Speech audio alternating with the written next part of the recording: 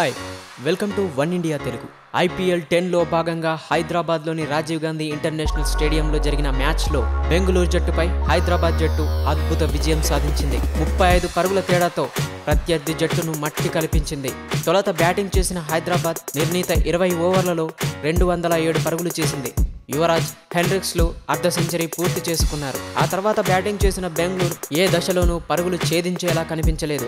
బెంగళూరు జట్టులో అత్యధిక score Chris గేల్దే, కానీ అతను కూడా అంతగా ఆకట్టుకోలేదు. ఆ తర్వాత వరుసగా బ్యాట్స్మెన్ యూ కట్టారు. దీంతో బెంగళూరు 19.4 ఓవర్లలోనే 172 పరుగులకు ఆలౌట్ అయింది.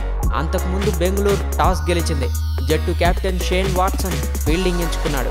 బెంగళూరు ముందు హైదరాబాద్ 208 పరుగుల లక్ష్యాన్ని ముంచింది. హైదరాబాద్ నిర్ణీత 20 ఓవర్లలో 4 వికెట్లు కోల్పోయి 207 పరుగులు చేసింది. 19వ ఓవర్లో యువరాజ్ సింగ్ అవుట్ అయ్యాడు. 27 బంతుల్లో 7 ఫోర్లు, 3 సిక్సర్లతో 62 పరుగులు చేశాడు. 16వ ఓవర్లో రెండో బంతికి హెన్రిక్స్ అవుట్ అయ్యాడు. అతను 37 బంతుల్లో 3 ఫోర్లు, 2 సిక్స్లతో 52 పరుగులు చేశాడు. హెన్రిక్స్, యువరాజ్ల జోడీ దూకుడు ప్రదర్శించింది. జట్టు 11 ఓవర్లకు 2 వికెట్లు కోల్పోయి 38 పరుగులు చేసింది.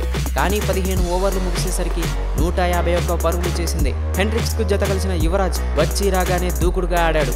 13వ ఓవర్లో వరుసగా 3 బంతుల్లో 4, 6, 4 కొట్టాడు.